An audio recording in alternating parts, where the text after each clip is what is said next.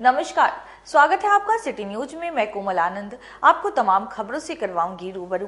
खबरों की ओर बढ़ने से पहले आइए एक नजर डालते हैं आज की सुर्खियों पे। हेडलाइन के प्रायोजक हैं आवासीय उज्जवल विद्यापीठ। बच्चों के भविष्य के लिए एक कदम हमारे साथ बढ़ें।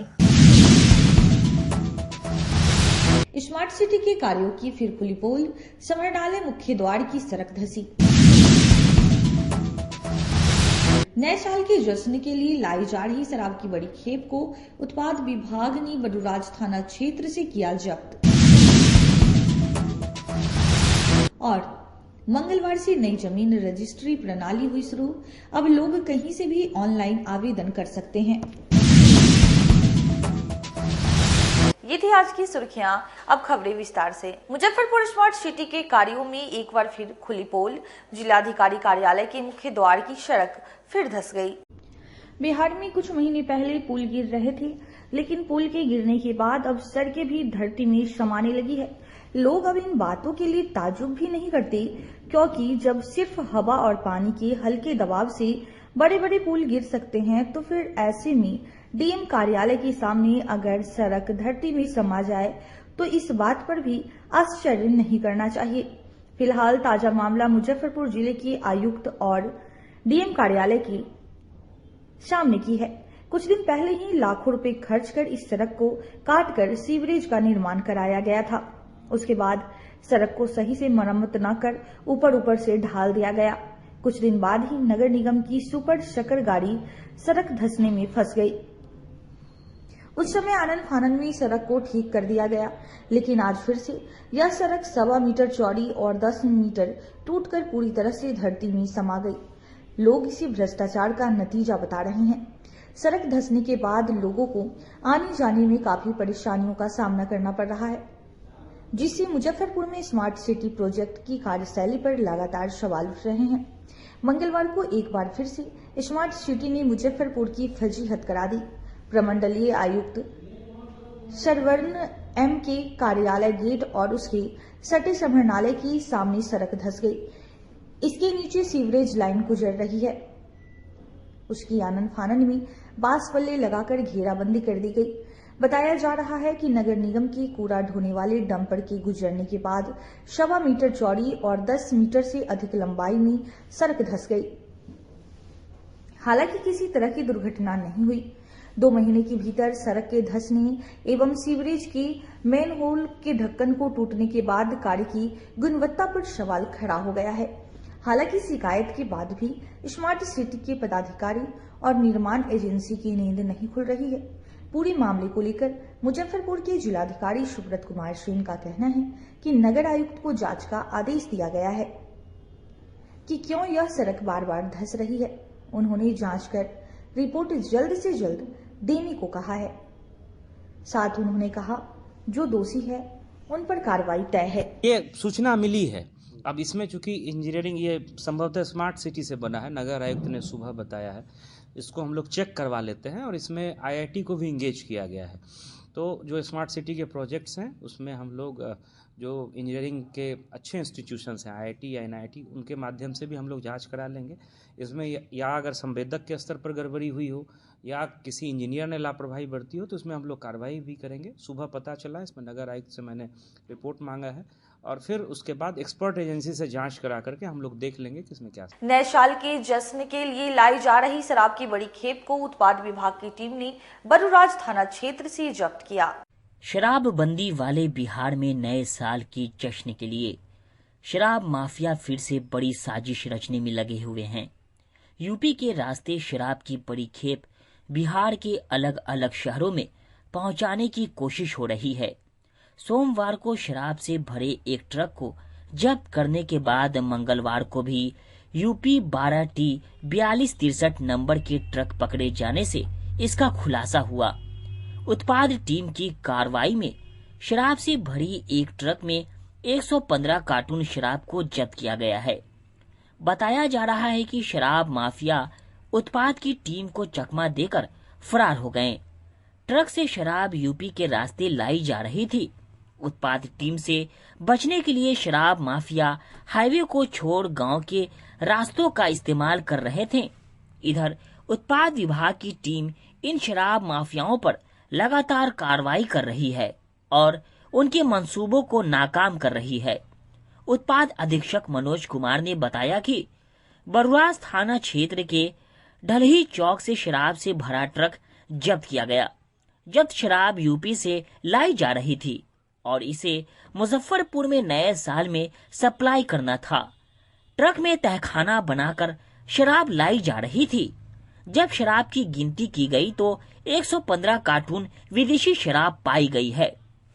कल है मध्यरात्रि में चन्ही चौक के पास से, जो बरुआस थाना अंतर्गत पड़ता है, वहाँ से एक ट्रक की बरामदी हुई है जिसमें अवैध शराब की खेप बरामद हुई है।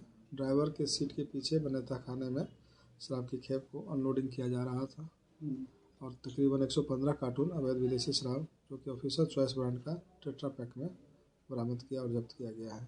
गिरफ्तारी नहीं, छापामार दल को देख कर सभी लोग वहाँ से फरार हो गए हैं, लेकिन कारोबारियों को चिन्हित कर अगला कार्रवाई की जा रही है और इसमें बड़े माफिया लोगों की संलिप्तता सामने आ रही है और कुछ लोग जो कि मोतिहारी जिले के केसरिया थाना अंतर्गत रहने वाले हैं, उन लोगों को भी चिन्हित किया जा रहा है कि उनका ये इसमें संलिप्तता है। ट्रक कहाँ का था?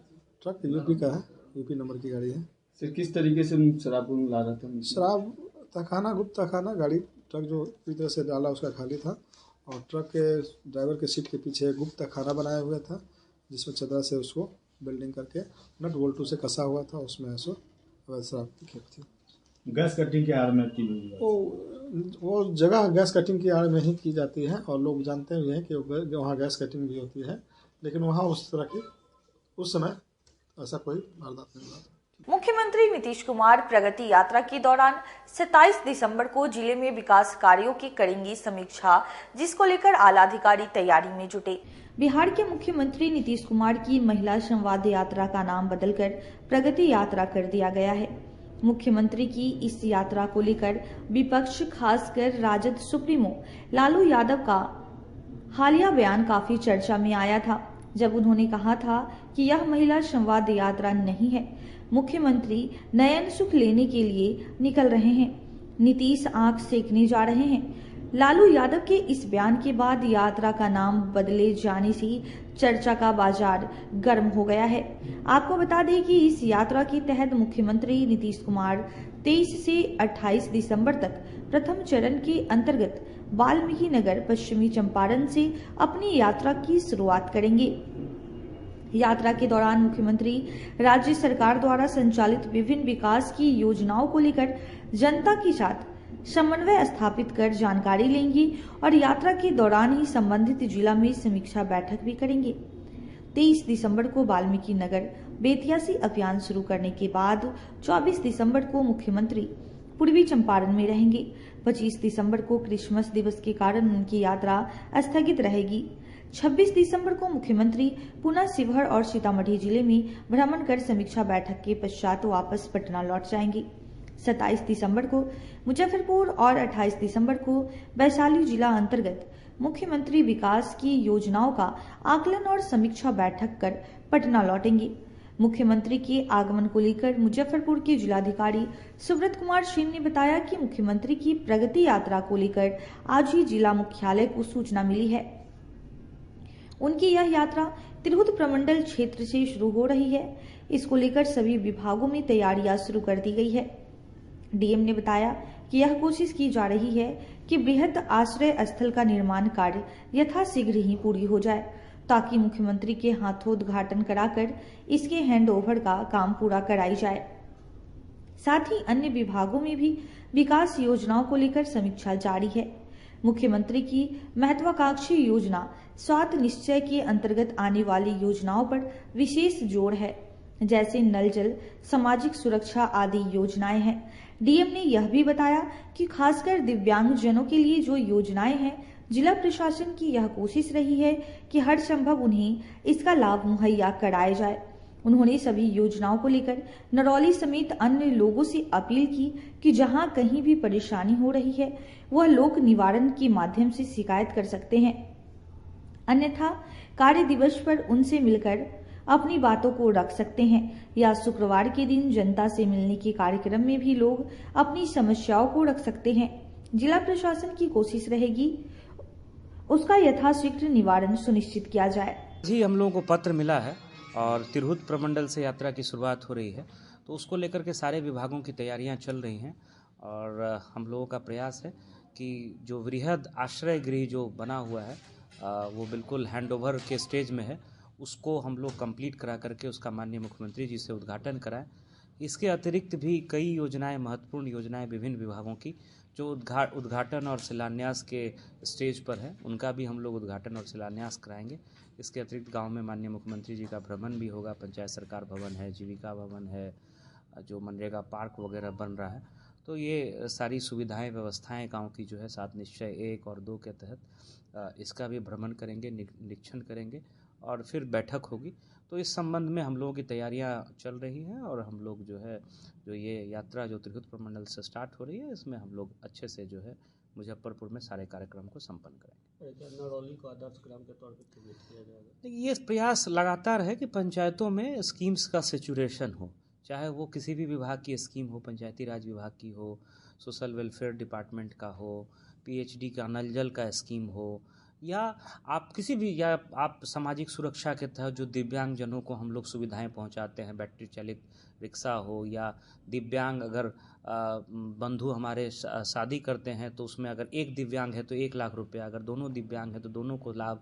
तो जो भी विभाग की योजनाएं हैं, राशन कार्ड हो, आयुष्मान भारत कार्ड हो, तो हम लोगों का सारा ये प्रयास रहता है कि हम लोग योजनाओं को सेचुरेट करें। तो नरौली में भी हम लोग कर रहे हैं, जहाँ भी हम लोगों को समस्या या शिकायत मिलती है उसका हम लोग निराकरण भी कराते हैं। तो ये सभी लोगों से मेरी अपील भी है कि अगर आपकी किसी तरह की कोई शिकायत है तो लोक शिकायत निवारण अधिनियम के माध्यम से जो हमारे पीजीआरओ का ऑफिस है वहाँ आप शिकायत दर्ज कराएं। कोई समस्या है तो आप हमसे भी आकर के मिल सकते हैं, किसी भी दिन वर्किंग डेज में मिल सकते हैं, या शुक्रवार को तो निश्चित रूप से दिन में जो है काफी लोगों से मुलाकात होती है। मुख्यमंत्री नीतीश कुमार के आने से पहले अधिकारियों ने लकड़ी ढाई चंदवाड़ा पुल का निरीक्षण किया। मुजफ्फरपुर शहर को जाम से निजात दिलाने के लिए 2014 से 2015 में सीएम नीतीश कुमार ने चंदवाड़ा पुल का शिलान्यास किया था, जिसे हर साल में 2017 से 2018 तक बनाकर पूरा कर देना था। उसके बाद भी पुल नहीं बन पाया। इसका मुख्य वजह अप्रोच सड़क में पड़ने वाली भूमि रही। एक बार फिर से मुख्यमंत्री नीतीश कुमार का मुजफ्फरपुर में दौरा होना है। ऐसे में अधिकारी अब अलर्ट मोड पर है। जिला प्रशासन के द्वारा जिला में चल रहे कार्य को लेकर जिला प्रशासन अब निगरानी में जुट गई है, सभी कार्य का जायजा ले रहे हैं।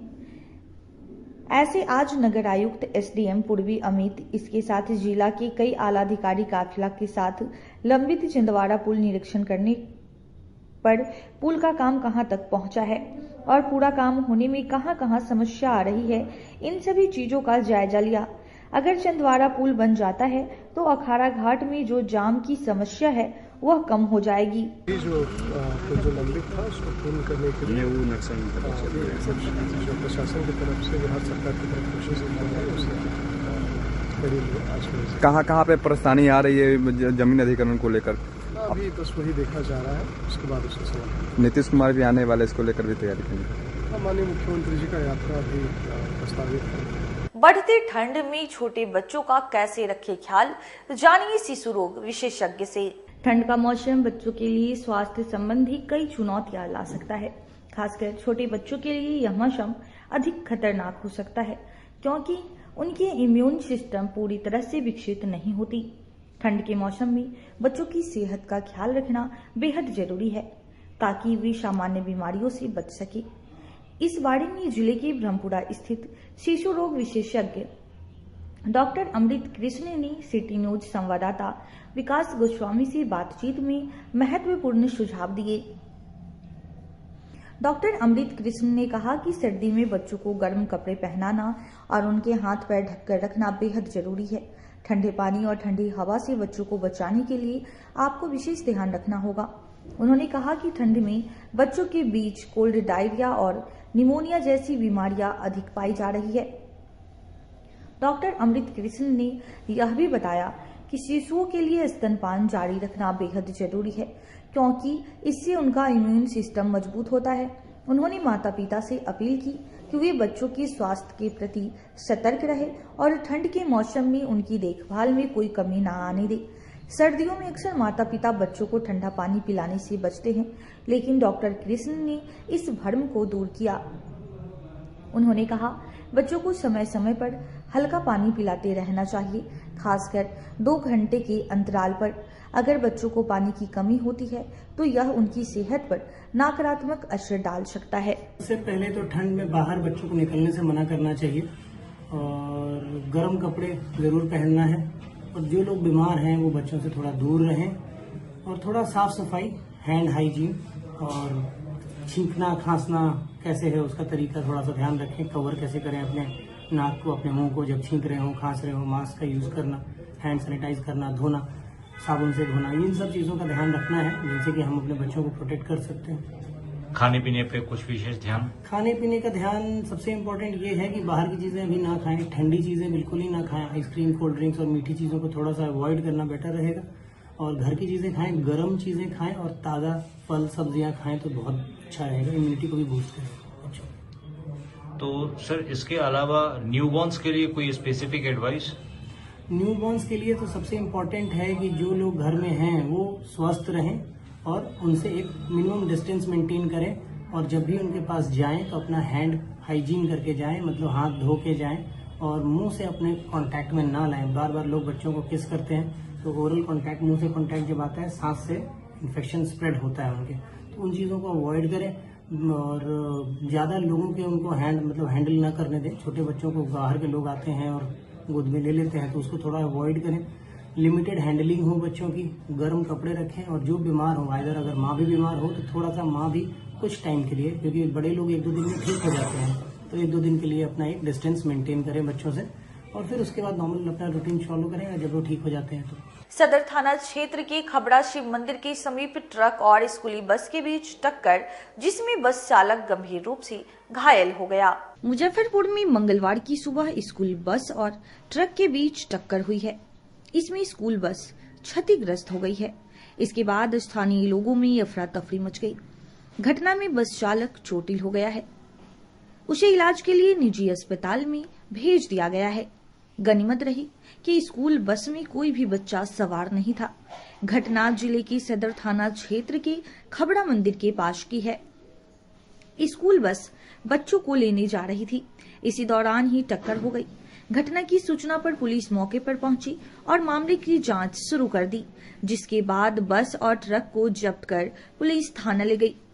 पुलिस आगे की कार्रवाई में जुटी हुई है। सदर थाना के दरोगा राजू कुमार ने बताया कि स्कूल बस में कोई बच्चा नहीं था, बच्चों को लेने के लिए जा ही रहे थे। चालक को चोट लगी है, इलाज के अस्पताल भेज दिया गया है। ट्रक और बस को थाना पर ले जाया जा रहा है, इसके बाद आगे की कार्रवाई की जाएगी। 6 बजे करीब में यहाँ पे खबड़ा मंदिर के पास में एक स्कूल बस और ये ट्रक ब्रेकर के पास ही ब्रेक लेने के दरमियान में एक्सीडेंट हुआ है। इसमें स्कूल बस में बच्चे भी थे? ना, अभी बच्चे लाने के लिए ही जा रहा था स्कूल बस वाला गाड़ी, केवल उसमें ड्राइवर ही था, बाकी कुछ कोई घायल भी हुए? ना, किसी प्रकार कोई क्षति नहीं हुआ है। हल्का फुल्का ड्राइवर को ही हल्का सा पैर में चोट लगा है। बड़ा हादसा हो सकता था, स्कूल बस के बावजूद इस तरह की घटनाएं हो गई। हाँ, स्कूल बस का बच्चे रहते तो शायद बड़ा हादसा हो सकता था, लेकिन फिलहाल अभी इस तरह का कोई घटना नहीं है, किसी प्रकार कोई क्षति नहीं है। अगर तक क्या कार्रवाई होगी? अगर तक कार्रवाई में दोनों गाड़ी थाना पे जा रही है, बाकी जो विधि सम्मत कार्रवाई की जाएगी। स्कूल बस के ड्राइवर के घायल होने की बात सामने आ रही है? नहीं, ज्यादा उतना कोई क्षति नहीं हुआ है, उनको भी ज्यादा चोट नहीं है, हल्का पैर में हल्का सा था, तो स्कूल के उनको ले जाकर इलाज करवा दिया गया। जमीन रजिस्ट्री की प्रक्रिया में बड़ा बदलाव। अब 1 दिन पहले बुक कराना होगा ऑनलाइन अपॉइंटमेंट। ई निबंधन सॉफ्टवेयर से जमीन की खरीद बिक्री आज से शुरू। मंगलवार से निबंधन कार्यालय में ई निबंधन सॉफ्टवेयर से जमीन की खरीद बिक्री शुरू हो गई है। मंगलवार के दिन अब रजिस्ट्री के लिए लोग खुद ऑनलाइन अपॉइंटमेंट लिया करेंगे, जिसे लेकर निबंधन विभाग की तरफ से 60 से 90 का स्टॉल प्रतिदिन तय किया गया है।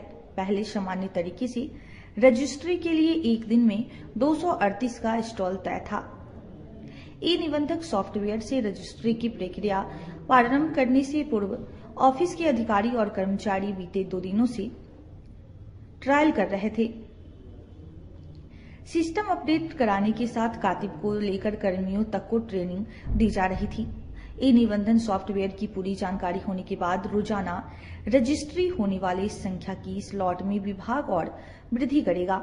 दूसरी तरफ ई निबंधन सॉफ्टवेयर से रजिस्ट्री से पूर्व अब जमीन के क्रेता और विक्रेता को रजिस्ट्री होने वाले जमीन की भौतिक सत्यापन ऑफिस के कर्मचारी और अधिकारी से कराना अनिवार्य होगा। इसके बिना रजिस्ट्री की प्रक्रिया पूर्ण नहीं होगी।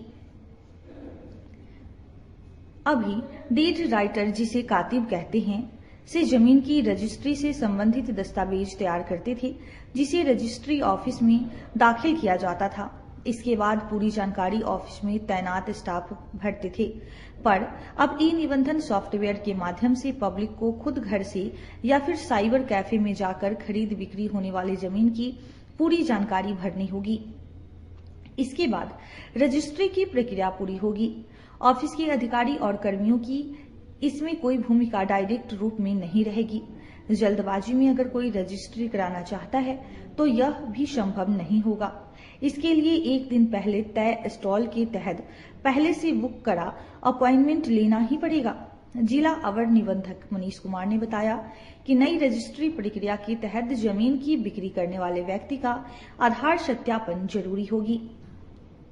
जैसे बैंक से ई-केवाईसी होता है, ठीक उसी प्रकार अंगूठा का निशान लेकर आधार नंबर का सत्यापन होगा। बिना सत्यापन अगर ऑफिस चाहेगा तो ई निबंधन सॉफ्टवेयर प्रक्रिया को आगे नहीं बढ़ने देगा।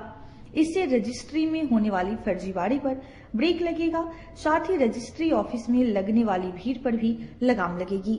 से जो नई व्यवस्था लागू हुई है, इसे ई निबंधन कहा जा रहा है। इसमें यह सुविधा उपलब्ध है कि अब सभी पक्षकार अपना अपना डॉक्यूमेंट्स, अपना अपना दस्तावेज बाहर से ही ऑनलाइन जमा कर देंगे। उसका अपॉइंटमेंट डेट मिलेगा, उस दस्तावेज लेके आएंगे और यहाँ पे बहुत जल्दी कम समय में काम हो जाएगा। जो पहले कार्यालय में एंट्री हुआ करता था, वो अब कार्यालय में एंट्री नहीं होगा, पक्षकार बाहर से ही करेंगे। क्योंकि आज नई व्यवस्था लागू हुई है, इसीलिए डॉक्यूमेंट की संख्या कुछ कम है। 25 अपॉइंटमेंट थे, जिसमें 13 अभी तक रजिस्टर्ड हो गए। कुछ त्रुटियां हैं, जिसके कारण अन्य रजिस्ट्री भी रुकी हुई है। कोशिश होगी कि ज़्यादा से ज़्यादा रजिस्ट्री हो जाए। और कल जो हम अभी देख रहे हैं अपॉइंटमेंट 60 बढ़ के है, और धीरे धीरे जैसे जैसे लोग अवेयर होंगे इसकी संख्या बढ़ती जाएगी। राजस्व पर कितना प्रभाव पड़ेगा? वर्तमान में अभी स्टार्टिंग में राजस्व पे थोड़ा असर पड़ेगा, क्योंकि जैसे ही दस्तावेज की संख्या कम होती है, राजस्व की उगाही कम हो जाती है। दस्तावेज की संख्या बढ़ती जाएगी तो राजस्व पे कोई खास असर नहीं पड़ेगा।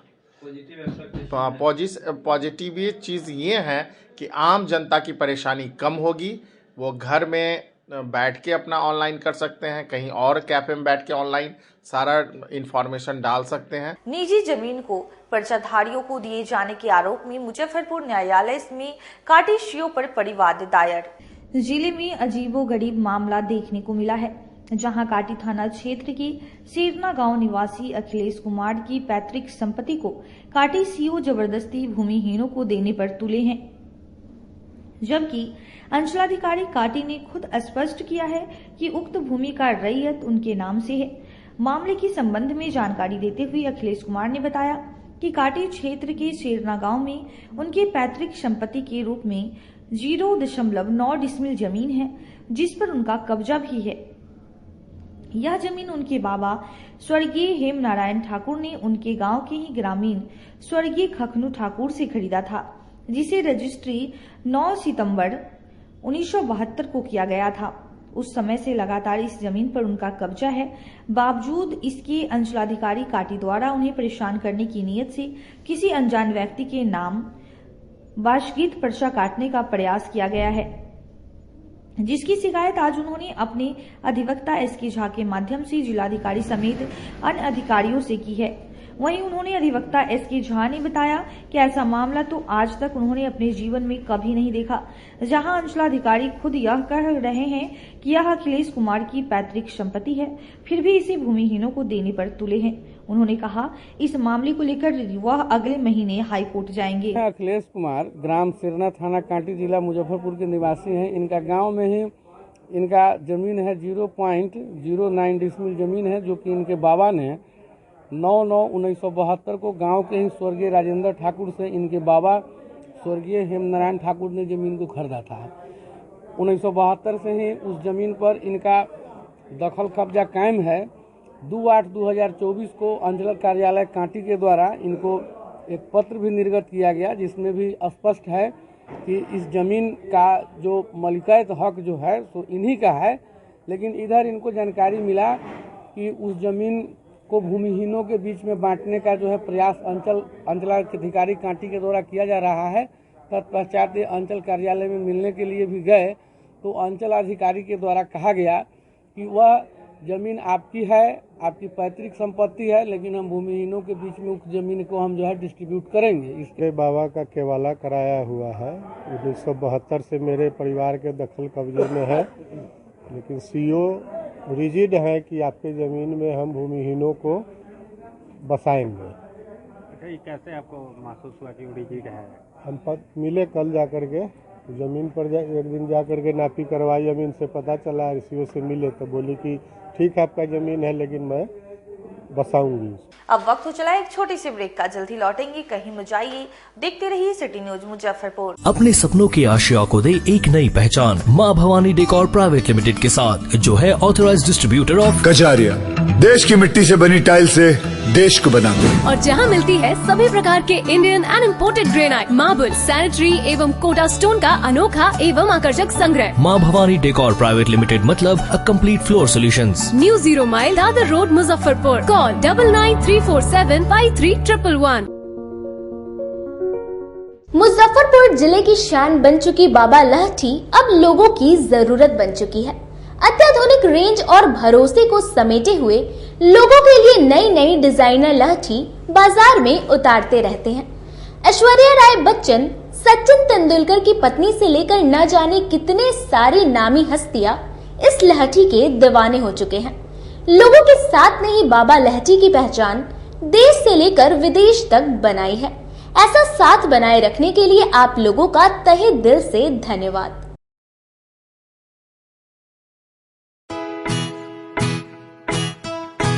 लगातार 10 वर्षों से विभिन्न परीक्षाओं में सर्वश्रेष्ठ परिणाम।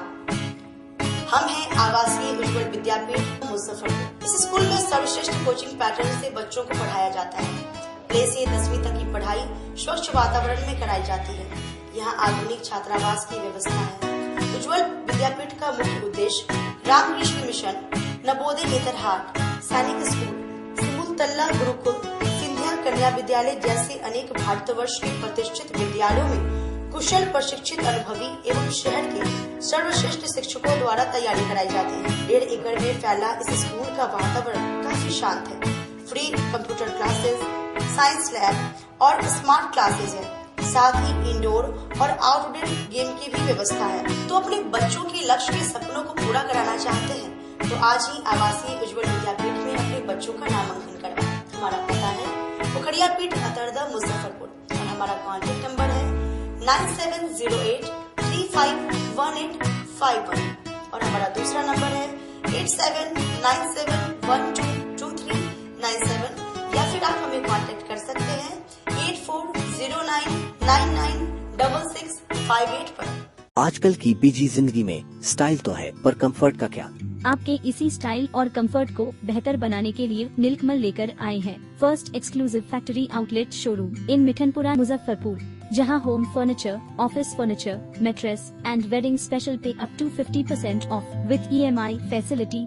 स्टाइल भी कंफर्ट भी। उत्तर बिहार का पहला नीलकमल का एक्सक्लूसिव शोरूम आपका स्वागत करता है। एक बार सेवा करो।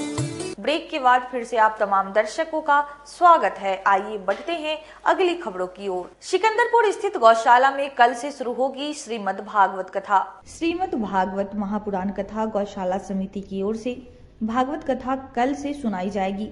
18 दिसंबर से 24 दिसंबर तक सिकंदरपुर स्थित गौशाला परिसर में संगीतमय कथा होगी, जिसकी शुरुआत आज बाबा गरीबनाथ मंदिर से शोभा यात्रा निकाली गई। शोभा यात्रा बाबा गरीबनाथ मंदिर से निकलकर सरैयागंज टावर सूतापट्टी होते हुए कथा स्थल पहुंची।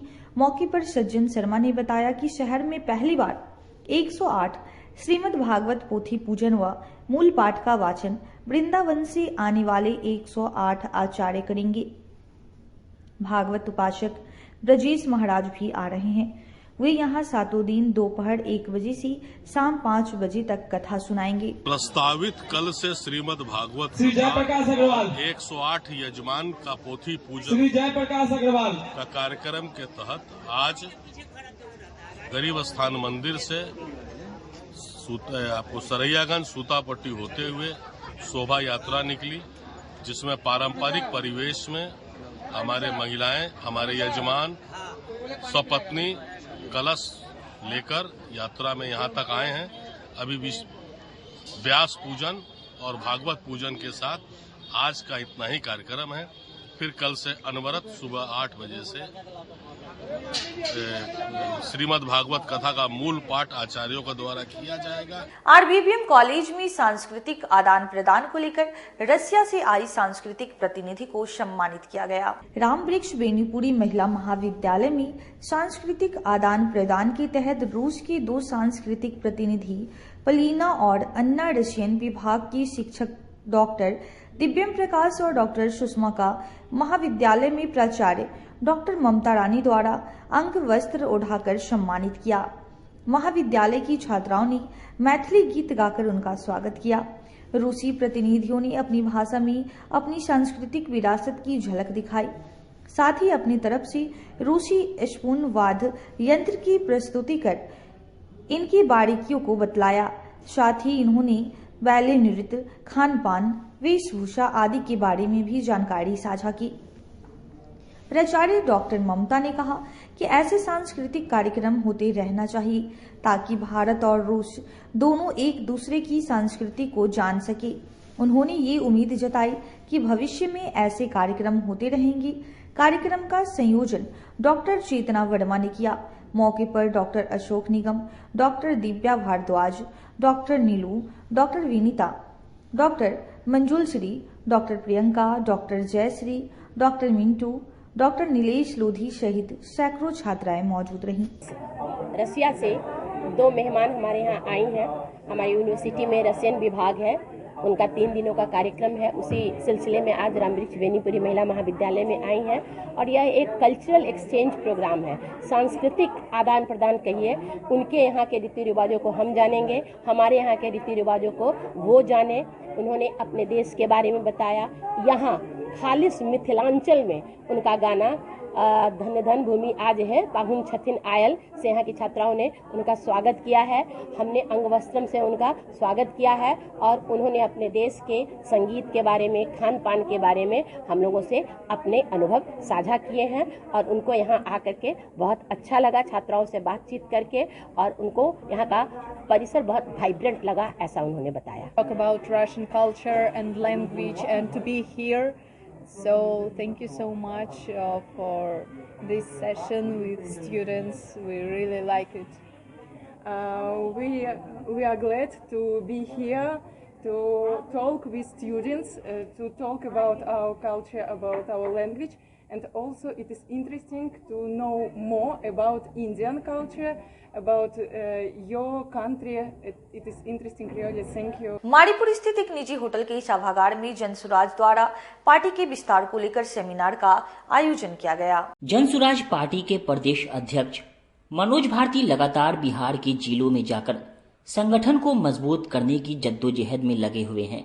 इसी कड़ी में जनसुराज अध्यक्ष मनोज भारती ने मंगलवार को मुजफ्फरपुर जिले का दौरा किया। जिले के कुर्नी प्रखंड के बीएड कॉलेज तुर्की चौक के पास जोरदार तरीके से गाजी बाजे के साथ उनका स्वागत किया गया, जिसके बाद उन्होंने जिला पार्टी कार्यालय में आयोजित कार्यवाहक समिति बैठक में भाग लिया। इस बैठक में पार्टी कार्यकर्ताओं में भारी उत्साह और उमंग देखने को मिला। वहीं बैठक के दौरान मनोज भारती ने पार्टी संगठन को मजबूत बनाने और आगामी विधानसभा चुनाव की रणनीति पर चर्चा की। उन्होंने उपचुनाव के नतीजों के बारे में चर्चा करते हुए कहा कि गलती करना प्रकृति है, गलती को मानना संस्कृति है और गलती को सुधार करना प्रगति है और जनसुराज 2025 में पूरे दमखम के साथ विधानसभा चुनाव लड़ेगी और मुझे विश्वास है कि हमें जनता का समर्थन प्राप्त होगा। मनोज भारती ने बैठक के दौरान बिहार में बढ़ते भ्रष्टाचार पर चिंता जताई और कहा कि हमें ऐसे लोगों की तलाश है जो बिहार को बदलने की भावना रखते हैं। वो जिस लड़ाई से हम जुड़े हैं वो कठिन है, क्योंकि हमें बिहार में बदलाव लाना है, जिसके लिए पहले हमें खुद को बदलना होगा, तभी हम जनता के विचारों को बदल सकेंगे। पार्टी बनने के बाद पहली बार प्रदेश अध्यक्ष मुजफ्फरपुर आए हैं। अपने कार्यकर्ताओं से और पदाधिकारियों से बातचीत करने, उनसे आगे की रणनीति को निर्धारित करने और उस पर कैसे चला जाए इसके बारे में गुफ्तगू करने के लिए ये यात्रा हुई है। आगे के सफर को आप लोग कैसे देख रहे हैं इस बैठक के उद्देश्य से, और खास तौर पे आपने देखा कि जैसे एमएलसी का उपचुनाव हुआ, पहले भी उपचुनाव हुआ, इसमें कहीं न कहीं जनसुराज को एक तरह से कह सकते हैं कि बहुत धक्का लगा है। इसको आप लोग कैसे पूरा कर रहे हैं, कैसे एकजुट हो रहे हैं? नहीं, ये कोई धक्का लगने वाली बात नहीं है। ये तो एक सीखने की प्रक्रिया थी। जैसे किसी भी सर्विस को ज्वाइन करने के पहले एक प्रोबेशनरी टाइम होता है, तो ये प्रोबेशन का टाइम था। बहुत कुछ सीखने को मिला है और उन सारी त्रुटियों से सीखकर हम आगे की रणनीति तय करेंगे और हम आगे अपना संदेश जनता तक कैसे पहुंचाएं, इसकी तैयारी करेंगे। आज के लिए बस इतना ही। मुझे और मेरे पूरी न्यूज टीम को दीजिए इजाजत। कल फिर हाजिर होंगी शहर की कुछ नई खबरों के साथ। नमस्कार।